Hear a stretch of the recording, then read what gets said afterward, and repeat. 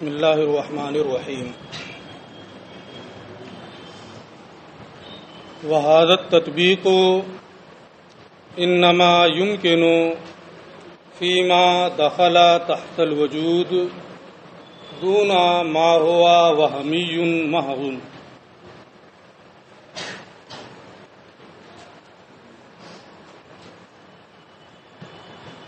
یہاں سے علامہ تفتازانی رحمۃ اللہ تعالی علیہ نے ما سبق میں جس برہان تطبیق کا ذکر کیا ہے، اور کل ہی کچھ لوگ کہہ رہے تھے کہ عدد کی مثال ہو جاتی، اسی برہان تطبیق پر اعداد، معلومات الہی اور مقدورات الہی کو لے کر کے اعتراض کر رہے ہیں اور پھر اس کا جواب دیں گے. کل کے سبق میں نے یہ بتایا تھا کہ غیر متناہی امور جو مرتب شکل میں موجود بالفعل ہوں، انہی میں برہان تطبیق کو جاری کرتے ہیں، خواہ وجود ذہنی ہو یا وجود خارجی ہو. یعنی پہلے والا بات کے لیے علت معدہ بنے، علت معدہ کی تفصیل، یہ ساری چیزیں کل میں نے بتا دی. اعتراض یہ ہے کہ اعداد کے غیر متناہی ہونے پر، اسی طریقے سے معلومات الہیہ کے غیر متناہی ہونے پر اور مقدورات الہیہ کے غیر متناہی ہونے پر اجماع ہے.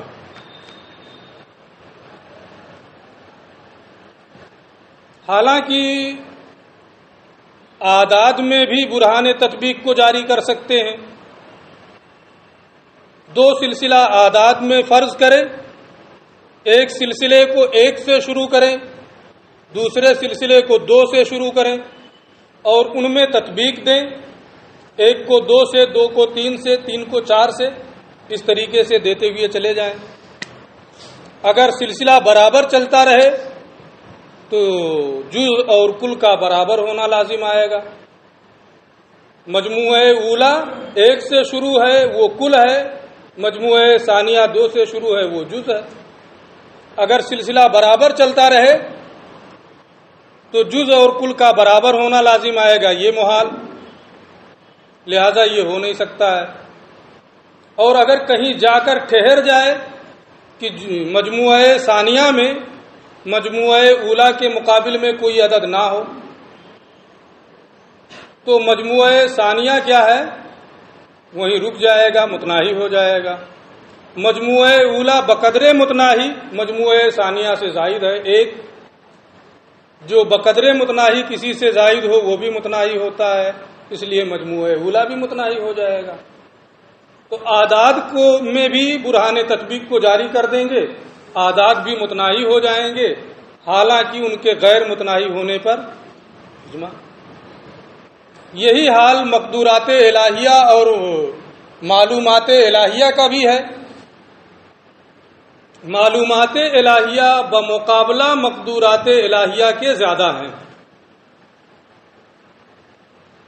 اس لیے کہ معلومات کا تعلق ممکنات سے بھی ہوتا ہے اور ممتنعات سے بھی ہوتا ہے، اور مقدورات میں صرف ممکنات ہیں، ممتنعات نہیں. ممتنعات یہ تحت قدرت نہیں ہیں، یہ تو آپ بار بار پڑھتے ہوئے آئے ہیں. اس لیے کہ کسی چیز کا تحت قدرت ہونا یہ ہوتا ہے کہ اس کو وجود بھی دیا جا سکے. اگر ممتنعات کو تحت قدرت مانا جائے، مثلا ذات باری تعالیٰ، ذات واجب الوجود اپنی ذات پر بھی قادر ہو تو اپنی ذات کے بھی وجود دینے پر قادر ہوگی، تو 2 الہ ہو جائیں گے. اس لیے ذات باری تعالیٰ اپنی ذات پر قادر ہے. ممتنع ہے اور ممتنعات پر قدرت نہیں ہوتی۔ یہاں بتانا صرف اتنا ہے کہ معلومات الہیہ کا دائرہ جو ہے وہ وسیع ہے اور مقدورات الہیہ کا جو دائرہ ہے اس کے مقابلے میں کم ہیں، دونوں غیر متناہی۔ اب اگر اس میں بھی برہان تطبیق کو جاری کریں کہ معلومات کو ایک مجموعہ فرض کریں، مقدورات کو ایک مجموعہ فرض کریں، معلومات میں سے ایک کو مقدورات کے ایک کے مقابل میں کریں، اگر اسی طریقے سے سلسلہ آپ کرتے جائیں، یہ سلسلہ برابر چلتا رہے، کہیں نہ رکے، تو معلومات اور مقدورات کا برابر ہونا لازم آئے گا۔ جو کم ہے جو زیادہ ہے دونوں برابر ہو جائیں گے، یہ محال ہے۔ اور اگر کہیں رک جائے تو معلومات بقدر متناہی مقدورات سے زائد ہیں، تو اس کا بھی متناہی ہونا لازم آئے گا۔ یہ اعتراض یہاں ہے کہ اعداد، مقدورات، معلومات کا غیر متناہی ہونے پر اجماع ہے، حالانکہ یہاں بھی برہان تطبیق کو جاری کر سکتے ہیں۔ تو اس کا انہوں نے جواب یہ دیا ہے کہ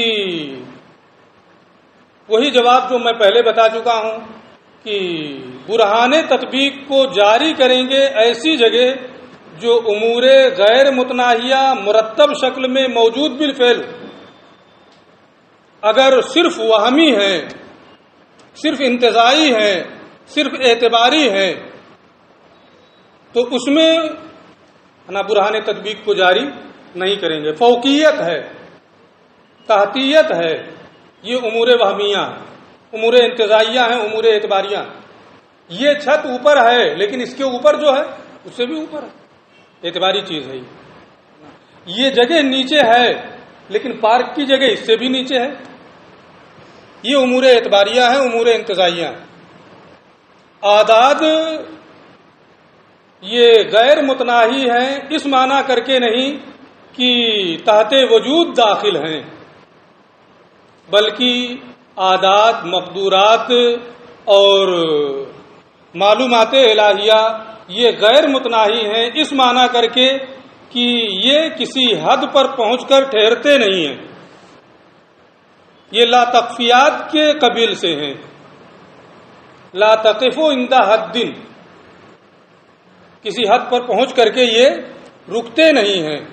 تو دو معنی ہوتا ہے غیر متناہی ہونے کا، ایک معنی ہے کہ غیر متناہی ہو جو وجود کے تحت داخل ہو، خواہ وجود ذہنی ہو یا وجود خارجی ہو، اور ایک معنی ہوتا ہے کہ وہ غیر متناہی ہو وہی معنی کہ کہیں پہنچ کر ٹھہرے نہ، بلکہ اس کے آگے بھی کوئی چیز ہو، اگرچہ اس کو تعبیر کرنے کے لیے ہمارے پاس کوئی لفظ نہ ہو۔ تو اعداد، معلومات اور مقدورات یہ غیر متناہی ہیں معنی ثانی کے اعتبار سے، اور یہاں گفتگو چل رہی ہے معنی اول کے اعتبار سے۔ غیر متناہی ہو وجود کے تحت داخل ہو، اور اگر وجود کے تحت داخل نہیں ہے تو اس میں برہان تطبیق کو جاری نہیں کریں گے۔ اس لیے اعداد میں، معلومات میں، مقدورات میں برہان تطبیق کو جاری نہیں کیا جا سکتا۔ ٹھیک ہے، یہی انہوں نے بتایا ہے، ترجمہ دیکھنا۔ وہذا تطبیق ہو، اور یہ برہان تطبیق انما یمکن فیما انہی چیزوں میں ممکن ہے جو تحت وجود داخل ہو، یعنی ان کا وجود ہو، خواہ وجود خارجی یا وجود ذہنی، دون ما ہوا وہمی محض، اس میں نہیں جو صرف وہمی ہو، انتزاعی ہو، اعتباری ہو۔ کیوں اعتباری، انتزاعی اور وہمی میں برہان تطبیق کو جاری نہیں کرتے ہیں؟ فإنه ينقطع بانقطاع الوهم، کیونکہ جو چیز انتزاعی، اعتباری، وہمی ہوتی ہے وہ وہم کے ختم ہونے سے ختم ہو جاتی ہے، اعتبار معتبر کے ختم ہونے سے وہ چیز ختم ہو جاتی ہے، سلسلے کا تحقق نہیں رہ جاتا ہے۔ جہاں وہم ختم، اعتبار ختم، انتزاع ختم، وہاں سلسلہ بھی ختم۔ اس لیے وہمی چیزوں میں، انتزاعی چیزوں میں برہان تطبیق کو جاری نہیں کرتے ہیں۔ فلا يرد النقض، لہذا مراتب عدد سے اعتراض نہیں ہوگا۔ کیسے اعتراض، کیا اعتراض ہوتا ہے؟ بے ان تطبقا جملتان، اس طور سے کہ آپ دو مجموعوں میں تطبیق دیں، ان میں سے ایک مجموعہ ایک سے شروع ہو غیر متناہی سلسلے تک جائے، دوسرا سلسلہ دو سے شروع ہو اور غیر متناہی سلسلے تک جائے، اور پھر آپ ایک کو دو سے، دو کو تین سے تطبیق دیں، برہان تطبیق والی صورت جو میں نے ابھی بیان کی ہے۔ تو برہان تطبیق کو یہاں اس طریقے سے جاری کر سکتے ہیں، لیکن حقیقتاً یہاں جاری کرنے کی گنجائش نہیں ہے، کیونکہ یہ اعتباری اور انتزاعی ہے۔ ولا بمعلومات اللہ تعالی و مقدورات ہی، اور معلومات الہی، مقدورات الہی سے بھی یہاں اعتراض نہیں ہوگا، اس طور سے کہ معلومات اور مقدورات کو دو مجموعہ فرض کریں، معلومات کے ایک جز کو مقدورات کے ایک جز کے مقابل کرتے ہوئے جائیں تو یا تو سلسلہ رکے گا یا نہیں رکے گا، اگر رک جائے تو بھی متناہی ہونا لازم آئے گا، اور اگر نہ رکے تو جز اور کل کا برابر ہونا لازم آئے گا۔ اس سے بھی اعتراض لازم نہیں آتا ہے، کیوں؟ فإن الأولى، اچھا، فإن الأولى أكثر من الثانية مع لا تناهيها، کیونکہ پہلا یہ دوسرے سے زیادہ ہے، یعنی معلومات الہیہ جو ہیں یہ مقدورات الہیہ کے مقابلے میں زیادہ ہیں، باوجود کہ دونوں غیر متناہی ہیں۔ اب ان دونوں کو دو مجموعہ فرض کر کے ان میں تطبیق دیں، تو اگر اس طریقے سے تطبیق دیں گے اعداد میں، معلومات اور مقدورات الہیہ میں، اور پھر یہ چاہیں کہ ان مراتب اعداد اور معلومات اور مقدورات کے ذریعے سے آپ برہان تطبیق پر اعتراض کریں، فلا يرد النفس، تو یہ اعتراض یہاں وارد نہیں ہوگا۔ کیوں نہیں وارد ہوگا؟ وذالک، اس کی وجہ یہ ہے لأن معنی لا تناہی الاعداد والمعلومات والمقدورات، کیونکہ اعداد کے غیر متناہی ہونے کا معنی، معلومات کے غیر متناہی ہونے کا معنی، مقدورات کے غیر متناہی ہونے کا معنی ہے انہا لا تنتہی الی حد، کہ وہ کسی ایسی حد پر پہنچ کر نہیں رکتے ہیں لا یتصور فوقہ آخر، کہ جس کے اوپر دوسرا نہ ہو سکے، بلکہ عدد کا جو بھی عدد آپ مانیں گے اس کے اوپر بھی ایک عدد ہوگا، آپ کے پاس اس کو تعبیر کرنے کے لیے کوئی لفظ ہے یا نہیں ہے، اس سے کوئی فرق نہیں پڑتا۔ تو یہ کسی حد پر پہنچ کر نہیں رکتے ہیں کہ اس کے اوپر کوئی دوسرا نہ ہو، اس معنی کر کے یہ غیر متناہی ہیں، یعنی یہ لا تقفیات کے قبیل سے ہیں، لا تقفو عند حد کے قبیل سے ہیں۔ لا بمعنی ان ما لا نہایت له يدخل فی الوجود، یہ اس معنی کر غیر متناہی نہیں ہے کہ اس کی کوئی نہایت نہیں ہے اور یہ تحت وجود داخل ہیں، یعنی یہ موجود بالفعل ہو کر کے غیر متناہی نہیں ہے، اور جب موجود بالفعل ہو کر کے غیر متناہی نہیں ہے، ان کا وجود خارجی اور وجود ذہنی نہیں ہے، انتزاعی، وہمی اور اعتباری ہیں، یہ لا تقفو عند حد کے معنی میں غیر متناہی ہیں، تو ان کے ذریعے سے برہان تطبیق پر اعتراض کرنا اور اس میں برہان تطبیق کو جاری کرنا یہ صحیح نہیں ہوگا۔ فإنہ محال، کیونکہ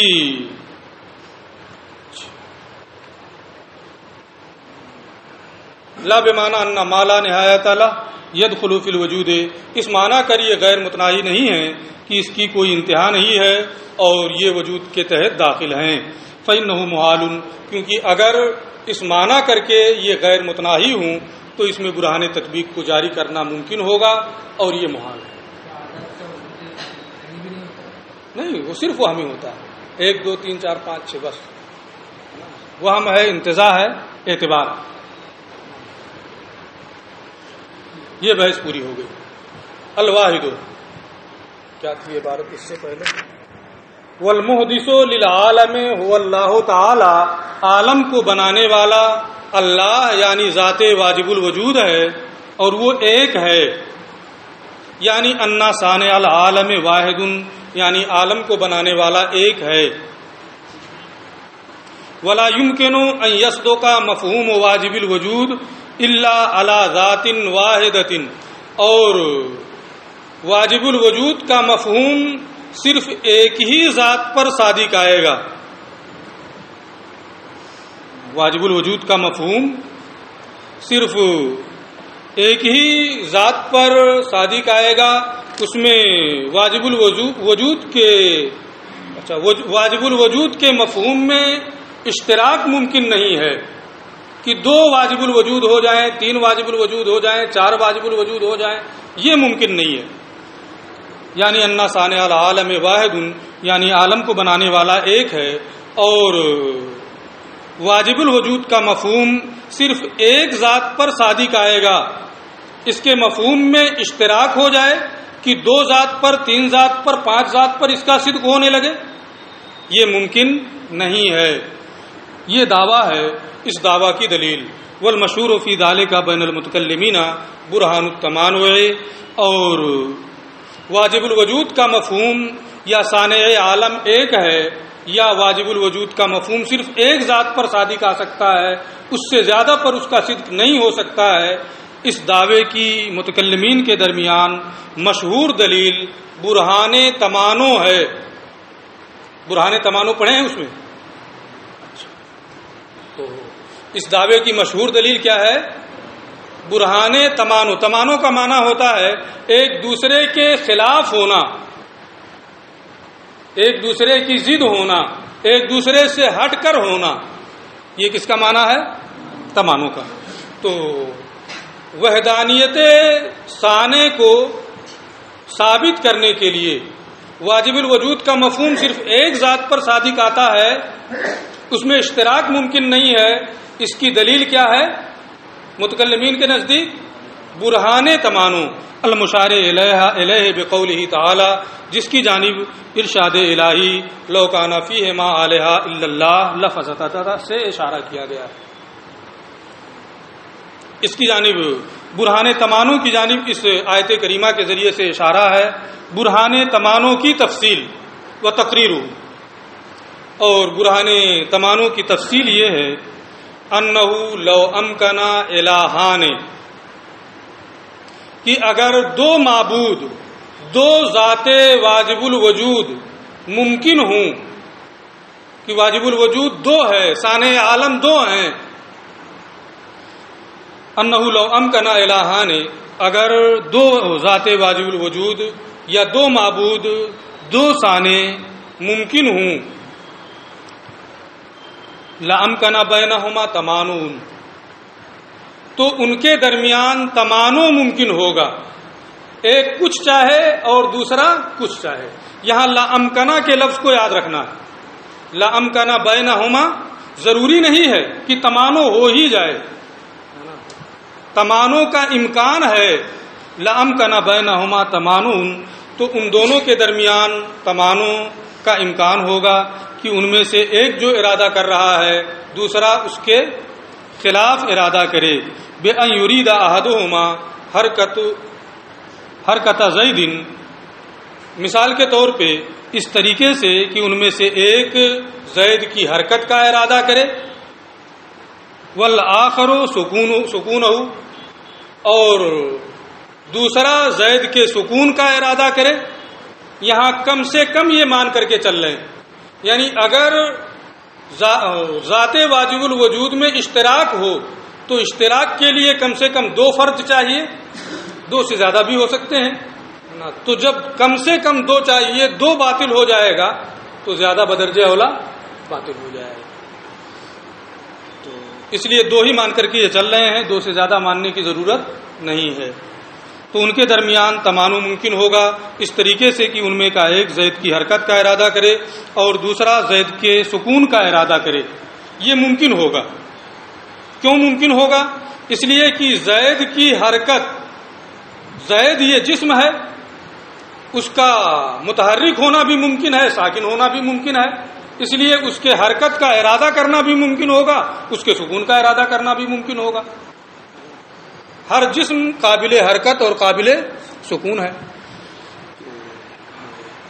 لأن کل منہما، اس لیے کہ حرکت اور سکون میں سے فی نفسہ ہر ایک امر ممکن ہے، اور جب دونوں امر ممکن ہیں تو ان میں سے ایک حرکت کا ارادہ کرے زید کی اور دوسرا زید کے سکون کا ارادہ کرے، یہ بھی کیا ہوگا؟ ممکن ہوگا۔ وَقَضَى تَعَلُّقُ الْإِرَادَةِ بِكُلٍّ مِّنْهُمَا فِي نَفْسِهِ، اسی طریقے سے ان دونوں میں سے ہر ایک سے ارادے یعنی حرکت اور سکون میں سے ہر ایک سے ارادہ کا متعلق ہونا بھی فی نفسی ممکن ہے.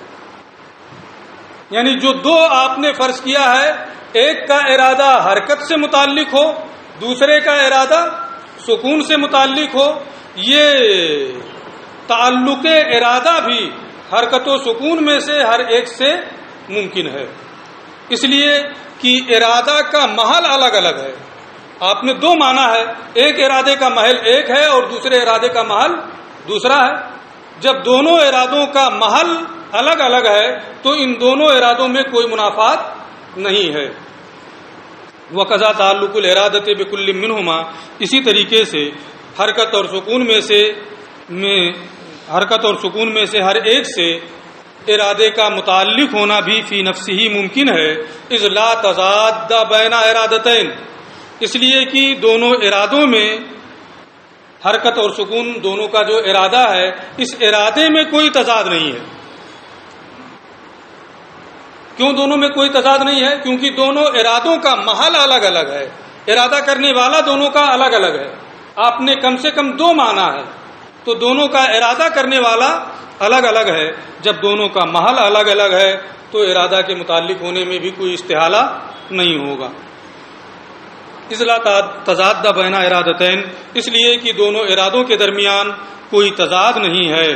بل بین المرادین، ہاں دو مرادوں کے درمیان تضاد ہوتا ہے. دو ارادوں کے درمیان جبکہ افراد الگ الگ ہیں کوئی تضاد نہیں ہوگا. ایک ارادے کا محل ایک ہوگا، دوسرے ارادے کا محل دوسرا ہوگا. دو مرادوں کا تعلق ہو تو یہ محال. میں ہوں، میں یہ چاہوں کہ میں پڑھاؤں بھی اور نہ بھی پڑھاؤں، دو ارادے میری ہی ذات سے دونوں متعلق ہو، یہ ممکن ہے. دو مرادوں کا متعلق ہونا یہ محال ہے. لیکن دو ہوں اور دو ارادے ہوں اور ان دونوں میں سے ہر ایک سے اس کا تعلق ہو، اس میں کوئی استحالہ نہیں ہے. آپ چاہیں کہ درسگاہ میں بھی آئیں نہ بھی آئیں، بیک وقت دونوں کام ہو جائے، یہ ہو سکتا ہے؟ نہیں ہو سکتا. اور یہاں بیک وقت دونوں ہوگا کہ ایک چاہ رہا ہے کہ حرکت ہو، ایک چاہ رہا ہے کہ سکون ہو. کیوں؟ اس لیے کہ محل الگ الگ ہے. بل بین المرادین، بلکہ دو مرادوں کے درمیان، دو مرادوں کا ایک ہی فرد سے متعلق ہونا یہ اس میں استحالہ ہے. وہی نہیں جی. تو جب اتنی بات ثابت ہو گئی کہ اگر دو معبود ممکن ہوں تو ان میں تمانع ہوگا، اس طریقے سے کہ ایک زید کی حرکت کا ارادہ کرے، دوسرا اس کے سکون کا ارادہ کرے، ایسا ہو سکتا ہے. اب جب یہ ممکن ہے دونوں ارادہ کر سکتے ہیں، وہی نہیں اس صورت میں اما ان یحصل الامران، یا تو زید متحرک بھی ہوگا ساکن بھی ہوگا، دونوں چیزیں وجود میں آ جائیں گی، زید کا متحرک ہونا بھی اور زید کا ساکن ہونا بھی. یہ اجتماع نقیضین ہے، یہ محال ہے. لہذا دونوں ہو جائیں یہ ممکن نہیں ہے. وہی نہیں اس صورت میں اما ان یحصل الامران، یا تو دونوں معاملے یعنی اس کا متحرک ہونا اور اس کا ساکن ہونا دونوں حاصل ہو جائیں گے. فیجتمع الضدان، تو اجتماع نقیضین لازم آئے گا، ضدین کا اجتماع لازم آئے گا، اور یہ محال ہے، لہذا دونوں کا حاصل ہونا بھی محال. اور جب دونوں کا حاصل ہونا محال تو دو معبود کا ہونا محال. اولا یا دونوں چیزیں وجود میں نہیں آئیں گی کہ وہ متحرک بھی ہو جائے ساکن بھی ہو جائے، یا ایک صورت اور بھی یہاں ہے کہ دونوں نہیں ہوں گی، نہ وہ متحرک ہو اور نہ ساکن ہو، تو ارتفاع نقیضین ہو جائے گا، یہ بھی محال ہے. اور تیسری صورت یہ ہے کہ اولا یا ایک کا ارادہ جو ہے وہ وجود میں آ جائے گا، جو اس نے چاہا وہ ہو گیا، جو دوسرے نے چاہا وہ نہیں ہوا. اولا لا یحصل الامران، یا دونوں چیزیں وجود میں نہیں آئیں گی بلکہ کسی ایک نے حرکت چاہی دوسرے نے سکون چاہا، تو یا تو حرکت کا وجود ہو جائے گا یا سکون کا وجود ہو جائے گا. اگر حرکت کا وجود ہو جائے تو جس نے سکون چاہا اس کا عاجز ہونا لازم آئے گا، اور اگر سکون کا وجود ہو جائے تو جس نے حرکت کا ارادہ کیا ہے اس کا عاجز ہونا لازم آئے گا، اور جو عاجز ہو وہ الہ نہیں ہو سکتا ہے، اس لیے یہ صورت بھی ممکن نہیں ہے۔ اولا یا دونوں چیزیں وجود میں نہیں آئیں گی، فیلزموں اجز و احدہما، تو ایسی صورت میں ان میں سے ایک کا بہرحال عاجز ہونا لازم آئے گا، جو بھی ہو ہے نا، ایک کا عاجز ہونا لازم آئے گا، یا تو حرکت کا ارادہ کرنے والے کا یا سکون کے ارادہ کرنے والے کا۔ وہ امارۃ الحدوث، اور عاجز ہونا حادث ہونے کی دلیل ہے، حادث ہونے کی علامت ہے۔ والامکان، اور عاجز ہونا یہ ممکن ہونے کی علامت ہے۔ کیوں؟ اس لیے کہ جو عاجز ہوتا ہے وہ محتاج ہوتا ہے، جو عاجز ہوگا وہ محتاج ہوگا، اور واجب الوجود کے لیے احتیاج نہیں۔ وہ امارۃ الحدوث والامکان، اور یہ حادث ہونے اور ممکن ہونے کی دلیل اور علامت ہے۔ لما فیہ من شائبۃ الاحتیاج، اس لیے کہ اس میں محتاج ہونے کا نقص لازم آئے گا، اور یہ ذات باری تعالیٰ پر بالاجماع محال ہے۔ فالتعدد، لہذا اگر الہ کو متعدد مانا جائے تو یہ تعدد امکان تمانع کو مستلزم ہے، کہ ان میں باہم تمانع ہوگا ایک، یہ امکان تمانع کو مستلزم ہے۔ تمانع ہو ہی جائے گا اس کو مستلزم نہیں ہے۔ بعد میں یہ اعتراض آئے گا، اس لیے میں اس پہ زور دے رہا ہوں۔ فالتعدد مستلزم لامکان التمانع، تو معبود کو متعدد ماننا یہ تمانع کے ممکن ہونے کو مستلزم ہے کہ ان میں تمانع ہو۔ المستلزم للمحال، جو تمانع مستلزم محال ہے، اگر تمانع ہوگا تو اس سے استحالہ لازم آئے گا، یا تو اجتماع ضدین کا، یا تو ارتفاع ضدین کا، یا عاجز ہونے کا۔ فیکون محالا، لہذا تعدد کیا ہے؟ معبود کا متعدد ہونا، واجب الوجود کا متعدد ہونا، یہ کیا ہے؟ محال ہوگا۔ یہ ہے برہان تمانع، اور بہت آسان ہے، کوئی اس میں دقت نہیں ہے۔ اسی کو دوسرے لفظوں میں پھر یہ دوبارہ بیان کر رہے ہیں۔ ھذا تفصیل ما یقال، یہ جو تفصیل کے ساتھ میں نے بیان کیا ہے یہ اس اجمال کی تفصیل ہے جو ہمارے علماء نے بیان کیا ہے۔ وہ کیا ہے؟ نیچے ھذا تفصیل ما یقال، یہ اس چیز کی تفصیل ہے جو کہا جاتا ہے ان احدہما ان لم یقدر علی مخالفت الآخر، کہ ان دونوں میں سے جن کو آپ نے مانا ہے کہ یہ دو معبود ہیں، کم سے کم دو، ان احدہما، ان دونوں میں سے ایک اگر دوسرے کی مخالفت پر قادر نہ ہو، لازم اجزہ، اگر وہ دوسرے کی مخالفت نہیں کر سکتا ہے تو اس پہلے والے کا عاجز ہونا لازم آئے گا۔ وَإِنْ قَدِرَ، اور اگر وہ دوسرے کی مخالفت پر قادر ہو تو اس دوسرے کا عاجز ہونا لازم آئے گا، ہے نا۔ اور عاجز ہونے میں شائبہ احتیاج ہے، جو واجب الوجود ہے اس میں احتیاج کا شائبہ نہیں پایا جاتا ہے، لہذا تعدد الہ یہ کیا ہے؟ محال ہے۔